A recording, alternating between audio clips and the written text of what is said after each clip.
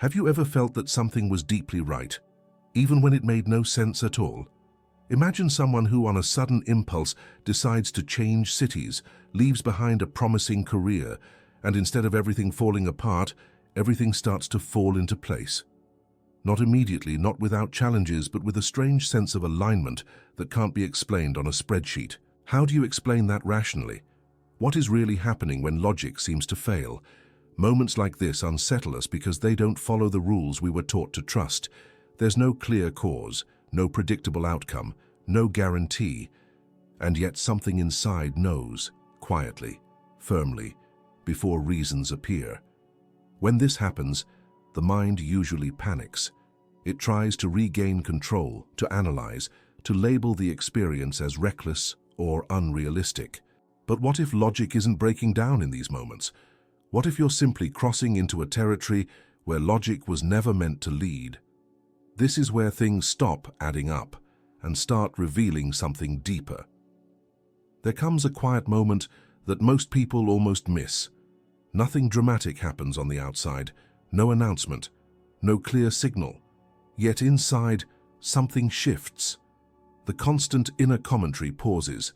The need to explain, justify, calculate, or predict loosens its grip.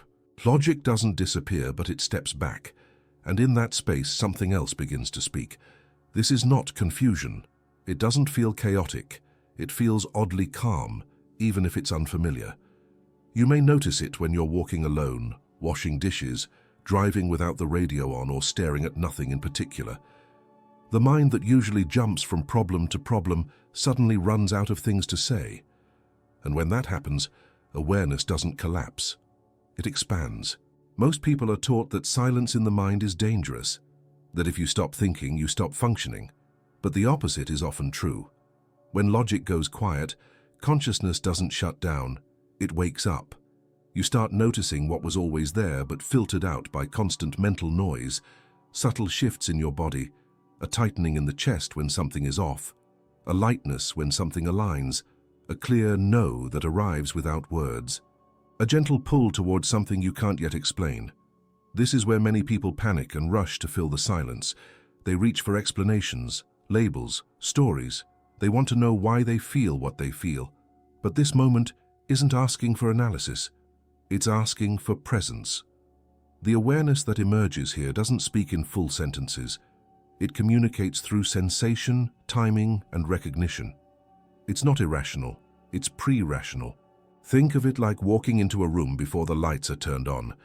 At first you don't see details, but you know where you are. You sense the space. You move differently. Logic is like the lights. Useful, precise, powerful. But consciousness is what lets you feel the room before you can name what's inside it. When logic falls silent, you're not blind. You're adjusting. This is why people often say, "I don't know how I know. I just know." That phrase makes the rational mind uncomfortable. It sounds irresponsible, but it points to a different mode of perception. One that doesn't arrive step by step. It arrives whole. And only later, if you insist, logic can try to catch up and translate it. The problem is that many people never allow this translation to happen naturally. They interrupt it. They demand proof too early. They interrogate the feeling instead of listening to it. And in doing so, they drown out the very signal that was trying to come through. Consciousness doesn't shout. It doesn't argue. If it's ignored, it simply withdraws. This awakening of awareness often comes with a strange sense of familiarity. It doesn't feel like learning something new. It feels like remembering something old, as if you're reconnecting with a way of perceiving that existed before you were trained to prioritize logic above everything else, before you learned to trust explanations more than experience. And yet, this moment is fragile. The rational mind is quick to reclaim control. It asks, is this safe? Is this reasonable? Can I explain this to someone else? Those questions aren't wrong, but if they dominate too soon, they shut the door that just opened. Consciousness doesn't need permission to exist, but it does require space. You may notice that when this shift happens, time feels different. There's less urgency, less pressure to decide immediately. You're not frozen, you're attentive. You're not passive, you're receptive. It's a state where observation replaces effort, where seeing replaces forcing. This is also why this moment can feel unsettling. The mind likes control, and control depends on prediction. Conscious awareness doesn't predict, it perceives, it responds. And that feels risky to a mind trained to believe that safety comes from certainty. But what's actually happening is a rebalancing. Logic is returning to its proper role, not as ruler, but as assistant. When you allow this moment instead of resisting it, you begin to sense that logic was never meant to lead every part of your life. It's excellent at solving defined problems, it's terrible at navigating the unknown. And this territory you're entering now is not mapped. It can't be reduced to formulas without losing its essence. So if you feel that pause, that inner quiet, where thinking slows and awareness sharpens, don't rush past it. Don't label it as strange or impractical. Something in you is learning to observe without immediately trying to understand. And that shift, subtle as it is, sets the stage for everything that follows. Because once you recognize that logic is not the only way of knowing, you begin to question who exactly is supposed to be in charge. From a very early age, you were taught to admire the rational mind, to praise it, to trust it above everything else. If something could be explained, measured, compared, or justified, it was considered real. If it couldn't, it was pushed aside as fantasy, weakness, or danger. Over time, this training becomes so deep that the mind quietly takes a position it was never meant to occupy. It stops being a tool and starts acting like the authority. The rational mind is extraordinary at what it does. It organizes information, finds patterns, builds systems, and protects you from obvious mistakes. It helps you survive, plan, and communicate. But it was never designed to decide the direction of your life on its own. When it tries to do that, something subtle breaks. Life becomes efficient but empty, safe but strangely misaligned. Think of logic like a map. A map can show you roads, distances, landmarks. It can help you avoid getting lost. But a map is not the territory. It doesn't feel the ground under your feet. It doesn't sense when a path is blocked or when a new route has quietly opened. If you confuse the map with reality, you may follow it perfectly and still end up somewhere that doesn't belong to you. Many people live this way without realizing it. They make decisions that look correct on paper, choices that earn approval, paths that make sense to others, and yet, inside, there's a constant tension, a low-level discomfort that never fully goes away. The rational mind says, everything is fine, but something deeper disagrees, even if it can't explain why. This is where the misunderstanding happens. The mind assumes that if it doesn't understand something, that thing must be unreliable. But there are forms of intelligence that don't speak in logic. They speak in alignment, timing, and inner coherence. When you ignore those signals because they don't fit a rational framework, you don't become smarter, you become disconnected. The rational mind wants clarity before movement.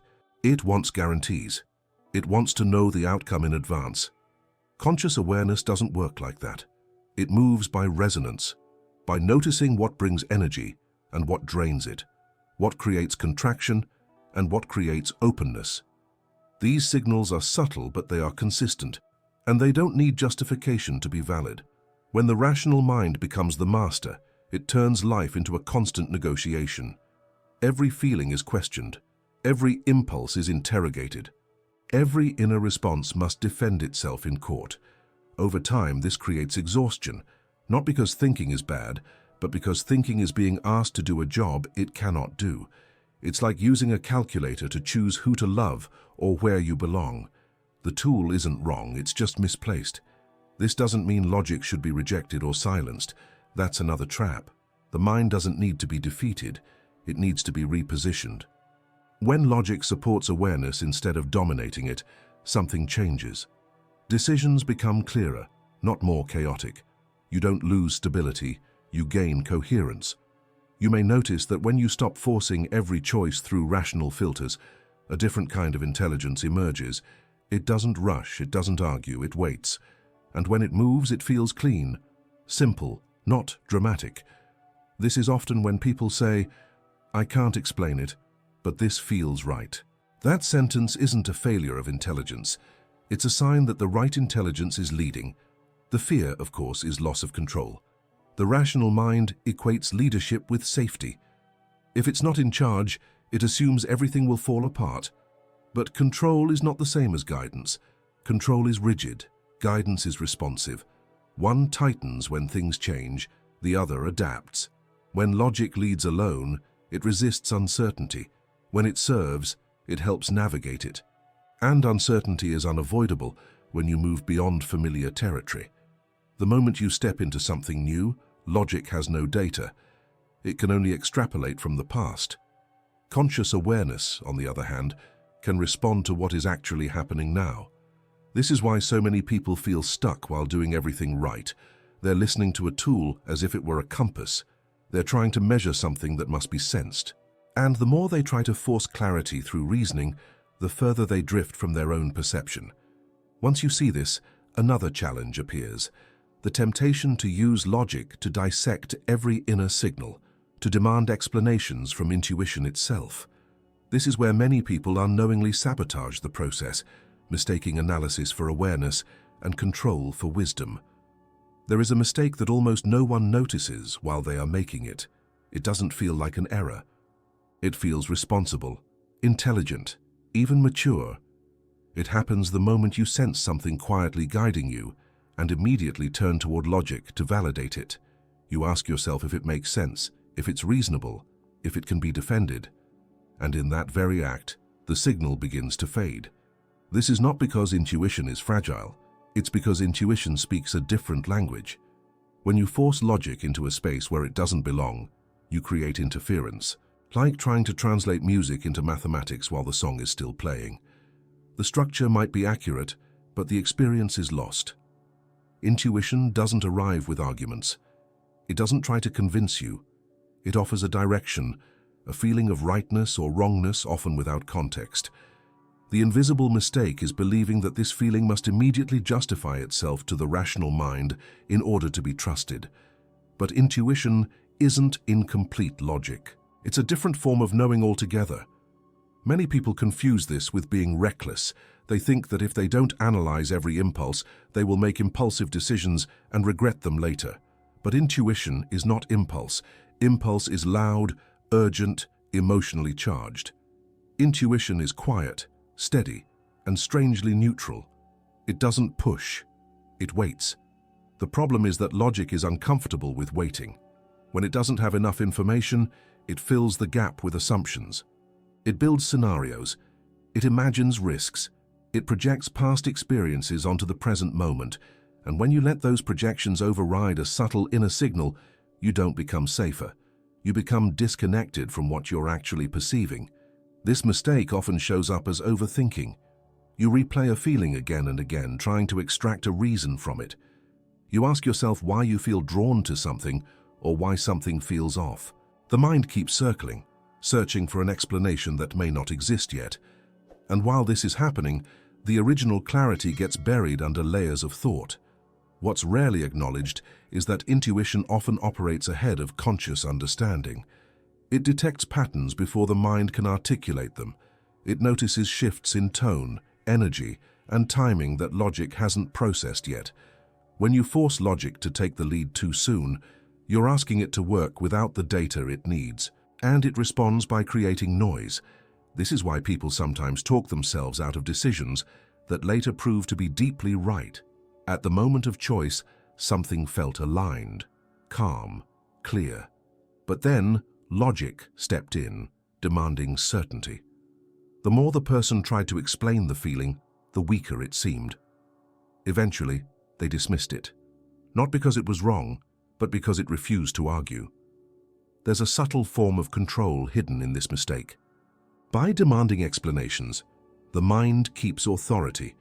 It decides what counts as real. Intuition, which doesn't conform to its rules, is treated like a suspect instead of a source. Over time, this trains you to doubt your own perception. Not dramatically, but gradually. You stop listening before intuition even finishes speaking. This doesn't mean every feeling should be followed. That's another misunderstanding. Intuition doesn't ask for blind obedience. It asks for honest observation. There's a difference between noticing a signal and acting on it immediately. The mistake isn't in pausing, it's in interrogating. It's in trying to shrink a non-logical experience into a logical container. When you allow intuition to exist without forcing it to explain itself, something interesting happens. It becomes clearer, not vaguer. You start recognizing its tone, its pace, how it feels in your body. You learn to distinguish it from fear, desire, or fantasy. But this learning doesn't come from analysis. It comes from relationship. The rational mind wants conclusions. Intuition offers orientation. One answers questions. The other changes how you stand in the world. When you confuse these roles, you create inner conflict. You feel torn between what makes sense and what feels true, and the more you try to resolve that conflict through thinking alone, the more tension you create. At some point, you may notice that forcing logic in these moments doesn't bring clarity. It brings fatigue, a sense of spinning without moving. That fatigue is not a failure. It's a signal that you're using the wrong tool for the terrain you're in. And until that is recognized, observation itself remains distorted, filtered through the need to explain instead of the willingness to see.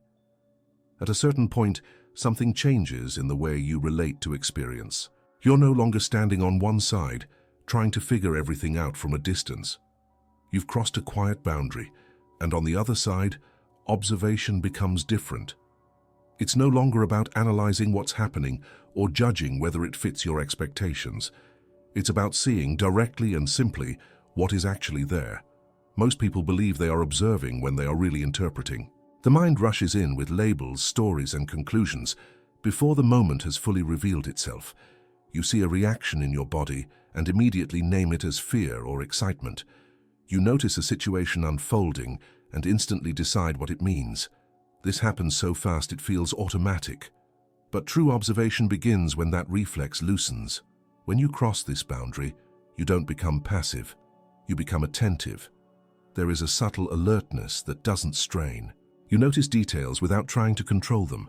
A shift in someone's voice, a pause in your own breath, a tightening in the stomach that appears before a thought explains it.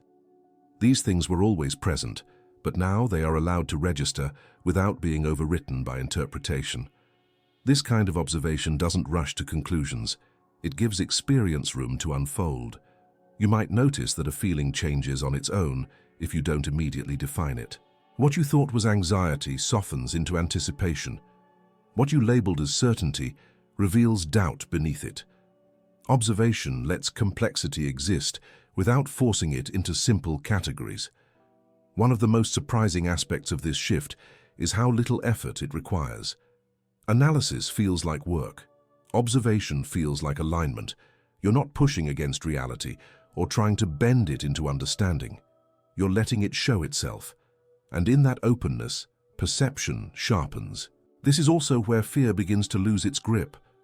Not because fear disappears, but because it is seen clearly. When you observe fear without narrating it, it becomes a sensation rather than a story. It has texture, movement, and duration. And like all sensations, it changes. The same is true for desire, doubt, and excitement. They stop being commands and start being information. Crossing this boundary also changes how you see others. Instead of reacting immediately to what someone says or does, you notice how it lands in you.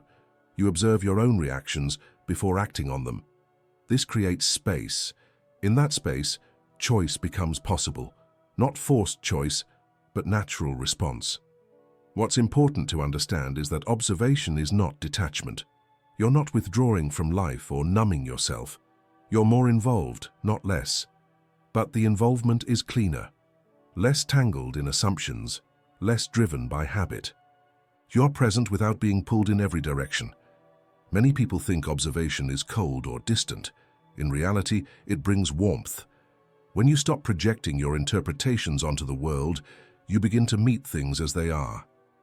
There's a quiet respect in that, a willingness to let life speak before you answer. This shift also reveals how often the mind tries to protect you by rushing ahead.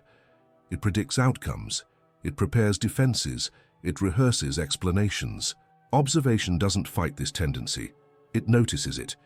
You see the mind planning and worrying as another event in awareness, not as the truth of the moment. And when that happens, something subtle but powerful occurs. You are no longer inside the stream of thought, carried wherever it goes. You're on the bank watching it move. Thoughts still arise, but they don't define the entire landscape. There is more space than before. This space is where clarity begins to form, but not in the way the mind expects. It doesn't arrive as a final answer. It arrives as a sense of direction, a feeling of right timing. You may not know why something is clear, only that it is. And that clarity doesn't come from thinking harder. It comes from seeing more honestly. As observation deepens, you start to notice something else. Time itself feels different. Moments stretch. There's less pressure to resolve everything immediately. You can stay with uncertainty without needing to escape it. And in that patience, perception reaches further than logic ever could. This is why true observation often feels unfamiliar. It doesn't give the mind the kind of control it's used to. It asks for trust not in belief but in presence. And as this way of seeing stabilizes, it naturally opens the door to a deeper realization that what you're observing is not bound by the same sense of time the mind depends on. When you stay in this mode of honest observation for long enough, you begin to notice something that doesn't fit the way you were taught to understand reality. Perception doesn't seem to move in a straight line. It doesn't follow the same sense of past, present, and future that the rational mind depends on.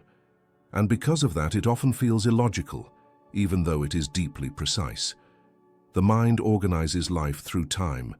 It remembers, compares, anticipates. It builds meaning by placing events on a timeline. This happened, then that happened, so this must come next. Perception doesn't work that way. It receives information all at once, not as a sequence, but as a field. When you touch this field, even briefly, it can feel disorienting because the usual reference points fall away. This is why certain moments feel strangely complete. You're in a conversation, and you suddenly know how it will end. Not in detail, not as a prediction, but as a sense of direction. Or you feel a clear pull toward or away from something without being able to trace the reasoning. The mind asks, how can I know this if it hasn't happened yet? But perception isn't waiting for events to unfold. It's responding to patterns that already exist. In this field, time is not experienced as a line, but as depth. The present moment contains traces of what has been and hints of what is forming. When perception is open, it picks up on those traces naturally. This isn't magic, it's sensitivity. The same way you can feel a storm in the air before the rain starts, awareness senses shifts before they become visible outcomes. Logic struggles here because it depends on sequence. It wants step 1, then step 2, then step 3.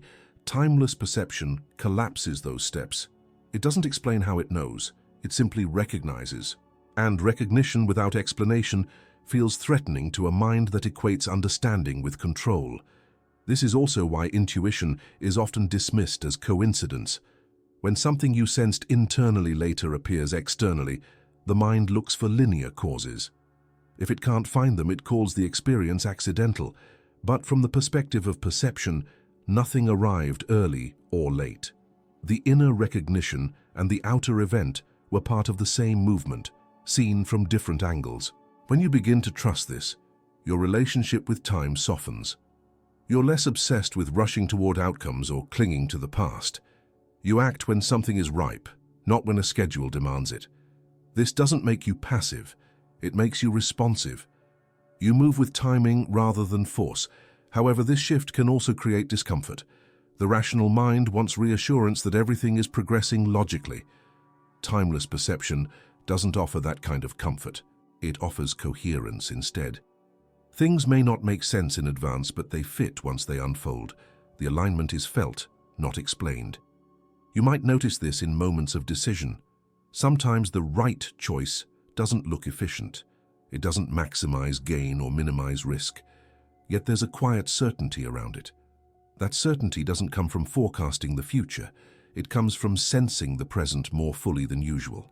And because the present contains more information than the mind typically accesses, the decision appears illogical from the outside. This is where many people hesitate. They feel the clarity, but they don't trust it because it doesn't follow the rules they were taught. They wait for logic to catch up, but logic can only analyze what has already happened. It's always slightly behind. Perception is immediate. In this timeless field, cause and effect are not denied, but they are not always visible. The mind wants to trace every outcome back to a clear origin. Awareness doesn't need that. It recognizes when something belongs and when it doesn't. That recognition is based on resonance, not reasoning. As this way of perceiving stabilizes, you may find that life feels less like a problem to be solved and more like a movement to be participated in. You still plan, think, and decide, but those actions arise from a deeper listening. You're not forcing events to conform to expectations. You're noticing where momentum already exists. And yet, this openness brings another challenge. When perception is no longer anchored to linear time, it becomes easier to misinterpret signals. Not everything that feels clear comes from the same depth. Some impressions are shaped by fear, desire, or habit. Without careful attention, timeless perception can be confused with projection, and that's where the next tension quietly begins to surface. There is a pattern that shows up again and again in people's lives, even if they don't recognize it at first. The harder they try to hold everything together through logic alone, the more things begin to unravel. Plans stop working. Effort increases, but results diminish. What once felt manageable starts to feel heavy. This isn't punishment, and it isn't failure, it's pressure. And that pressure has a direction. Life has a way of applying force exactly where you resist the most, not out of cruelty, but out of necessity. When you cling too tightly to explanations, predictions, and control, experience begins to push back. The familiar structures you rely on start to wobble, not to break you, but to loosen your grip. Most people interpret this phase as something going wrong. They ask, "Why is this happening now?" Or "What did I do wrong?" The rational mind immediately looks for errors to correct, strategies to fix the situation, new plans to restore stability. Sometimes those efforts help in small ways. Often, they only deepen the exhaustion. What's rarely considered is that the struggle itself might be the message, not the specific events, but the friction. The sense that no matter how much you think, plan, or optimize, something essential isn't responding. Life isn't asking you to try harder. It's asking you to listen differently. Resistance doesn't always look like refusal. Sometimes it looks like constant adjustment, tweaking, improving, refining, analyzing, staying busy so you don't have to feel the discomfort of not knowing. But beneath all that activity is a refusal to step into uncertainty without guarantees. When that refusal persists, life narrows your options, not to trap you, but to redirect your attention.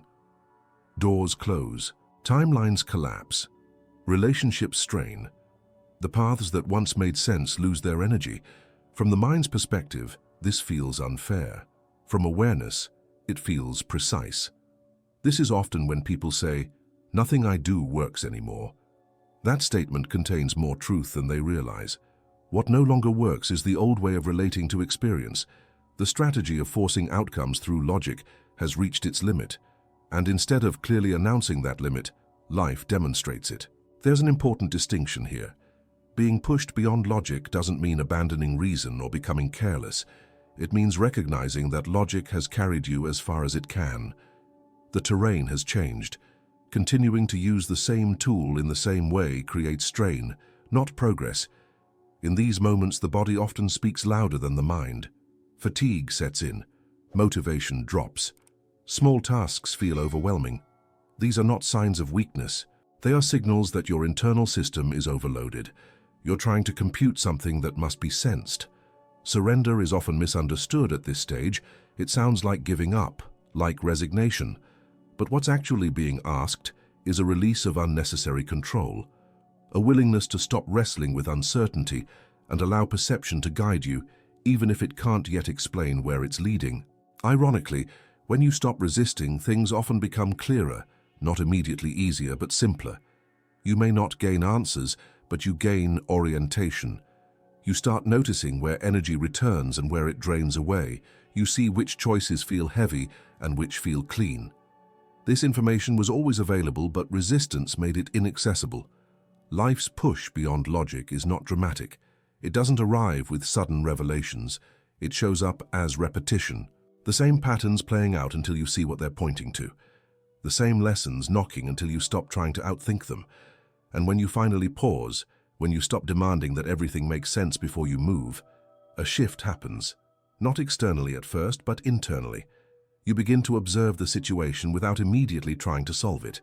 You see how much of your suffering came from arguing with what is, rather than responding to it. This is where something subtle changes in the quality of attention.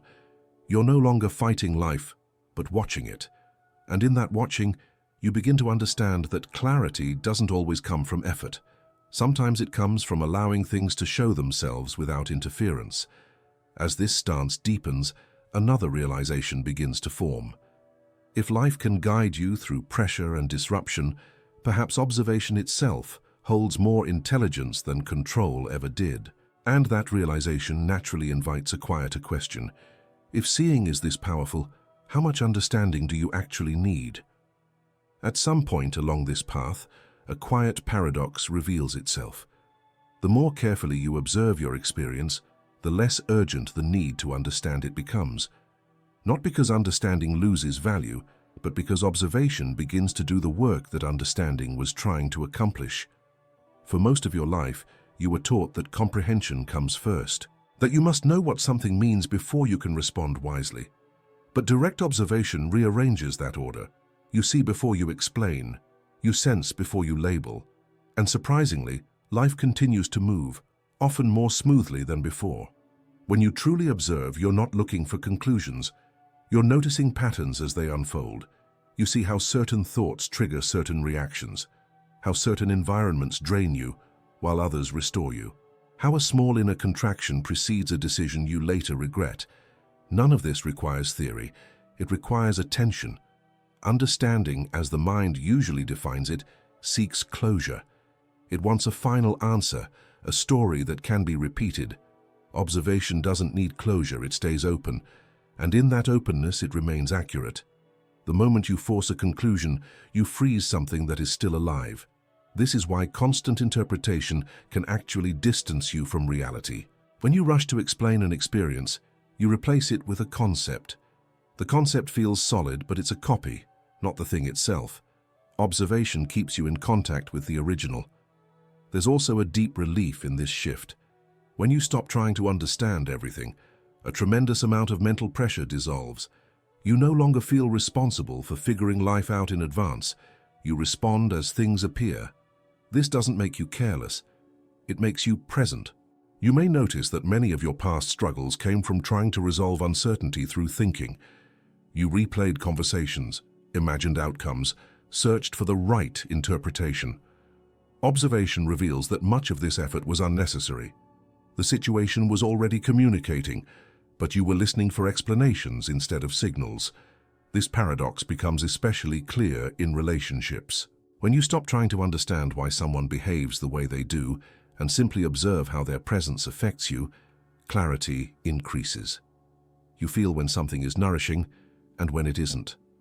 You notice consistency or its absence. No analysis is required. The body already knows. The rational mind often resists this.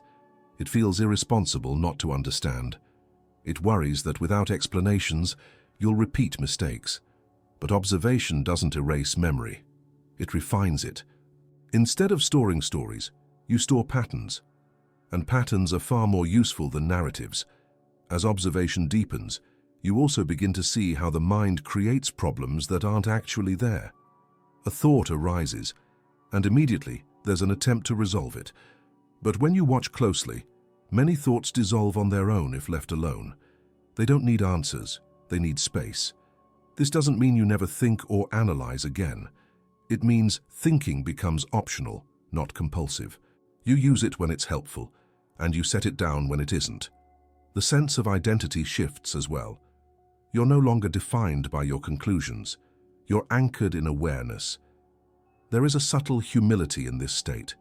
You accept that you don't need to grasp the whole picture to move wisely within it. You trust your capacity to respond rather than your ability to predict. And this trust isn't blind. It's built through repeated observation. Each time you notice that clarity arises without explanation, confidence grows. Each time you act from presence and things align, the need to understand loosens further. Life becomes less about figuring out what's happening and more about meeting what is happening with attention. This is why observation is so powerful. It reduces friction, it simplifies decision-making, it reveals truth without argument. And yet, this simplicity carries a hidden risk. When understanding recedes, discernment must deepen. Because not every inner signal deserves the same weight, and without careful awareness, subtle traps can easily be mistaken for insight. As observation deepens and the need to understand loosens, a new kind of danger appears. It's subtle, quiet, and often disguised as progress. Because the mind no longer dominates in the same way, it finds other routes to regain influence. These traps don't announce themselves as mistakes. They feel like insight, like intuition, like freedom. And that's why they're easy to miss. One of the first traps is confusing clarity with certainty. Observation brings a sense of calm and alignment, and the mind quickly turns that into a conclusion. It says, "This feels right, so it must be true." But feeling right and being accurate are not always the same. True observation stays flexible. The moment it hardens into certainty, it stops observing. Another trap appears when the ego adopts the language of awareness. Thoughts begin to sound wiser. Decisions are justified with phrases like, "This is just my truth," or "I'm following my intuition," without ongoing attention to consequences. When awareness is real, it remains curious. When it's hijacked, it becomes defensive. You may notice this when feedback from life is ignored. If a choice repeatedly creates tension, conflict, or contraction, but is still protected by the idea of intuition, something is off. Observation listens to results, not just inner signals. It stays in dialogue with reality. There is also the trap of spiritual bypassing, though it rarely looks dramatic. It shows up as detachment that avoids responsibility, a quiet withdrawal from discomfort under the belief that everything is already fine. But true observation does not numb you, it sensitizes you. It makes you more responsive, not less engaged. Another subtle mistake is mistaking emotional charge for insight. Strong feelings can feel convincing. Excitement, urgency, or righteousness often masquerade as inner guidance. But genuine intuition is calm, it doesn't rush. If something demands immediate action without space for reflection, it deserves closer attention. As logic steps back, discernment must step forward. Discernment isn't analysis, it's sensitivity to quality. How does this signal feel over time? Does it bring clarity or confusion? Does it simplify or complicate? Does it create coherence between inner state and outer action? These questions don't require answers right away. They require watching. There's also a social trap. When people begin to trust their own perception, they may start dismissing others too quickly. "I don't need anyone else's input" becomes a shield. But observation includes listening. It recognizes that other perspectives can reveal blind spots, not threaten autonomy. One of the most common traps is subtle superiority, feeling more awake, more aware, more in tune. This creates separation. True awareness dissolves hierarchy. It doesn't elevate you above others. It grounds you more deeply in shared human experience. The mind is clever.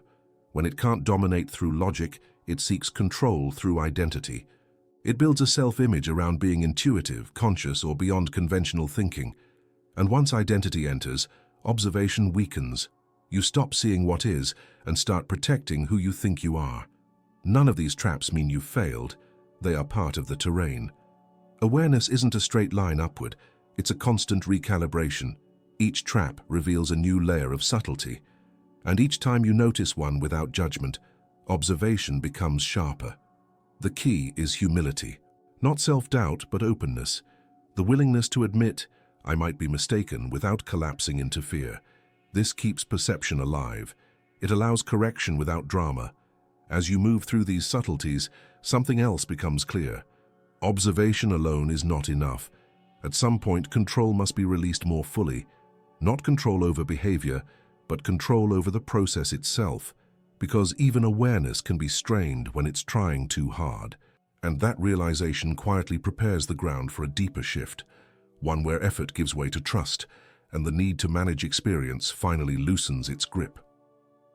There comes a moment when you realize that even awareness can be used as a form of control.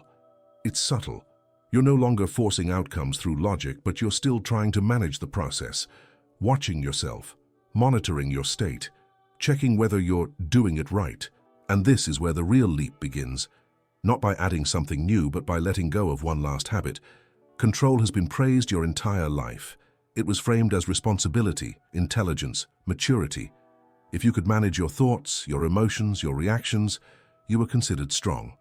So when you step into observation and presence, the instinct to control doesn't disappear.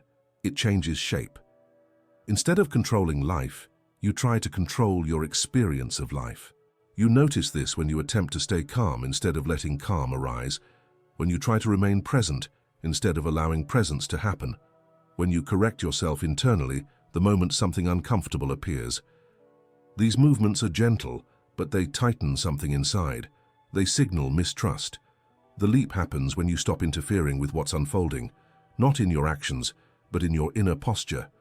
You allow sensations to move without steering them, thoughts to appear without fixing them, emotions to rise and fall without labeling them as progress or regression. This can feel risky at first. The mind warns you that without control, things will fall apart, that you'll be overwhelmed, reactive, or lost. But what actually happens is different. When you stop resisting experience, it organizes itself. Tension releases faster. Emotions pass more cleanly. Clarity emerges without effort. This is because experience is already self-regulating. Your constant management was never the source of stability. It was the source of friction. When you loosen your grip, the system finds its balance. The most surprising part is how ordinary this feels. There's no dramatic breakthrough, no fireworks, just a sense of ease. A sense that you don't need to hold yourself together anymore. You're being held by something more fundamental than thought. This doesn't make you passive or careless. You still act. You still choose. But actions arise from alignment, not tension. You respond instead of react. And when mistakes happen, they don't define you. They inform you. Stopping control also changes how you relate to uncertainty. Instead of trying to eliminate it, you allow it to exist. You stop demanding answers before moving. You trust that the next step will reveal itself when needed. This trust is not blind belief. It's based on repeated experience. Each time you let go and nothing collapses, confidence grows. There's a deep humility in this state. You accept that you don't run the whole process, you participate in it. Life is no longer something to be mastered, it's something to be met. You may notice that your inner dialogue becomes quieter, not silent, but less demanding. Thoughts still come, but they don't insist on obedience. They're suggestions, not commands. And because of that, you have more room to choose. This leap also softens your relationship with others. You stop trying to control how you're perceived. You speak more honestly. You listen more fully. There's less performance and more presence. And that presence is felt. At this point, the need to understand fades even further. Not because understanding is rejected, but because it's no longer required for peace. You can live inside questions without needing to close them. You can move forward without certainty. And yet, something remains. A quiet invitation to trust even more deeply, to rest in the unknown without bracing against it, to allow life to reveal itself moment by moment without managing the reveal. That invitation doesn't ask for effort, it asks for surrender. And surrender, when it's genuine, doesn't feel like loss. It feels like relief. If you made it this far, it's because something in you already recognizes this territory, not as a theory, not as an idea, but as a lived sense. You didn't follow this journey with logic alone. You felt your way through it, and that matters. Nothing here was meant to convince you of anything new. It was meant to remind you of a capacity you've always had, to notice, to sense, to trust what becomes clear when you stop forcing answers. If some parts felt uncomfortable, that's not a problem. It's often the sign that an old way of relating to life is loosening. You don't need to change everything after this. Just notice more honestly. Notice where you tighten. Notice where you soften. Let that be enough for now. Before you go, write this sentence in the comments so I know you stayed until the end. I noticed something shift, and if this resonated with you, watch one of the videos appearing on your screen now. If you want more explorations like this, they're waiting for you there.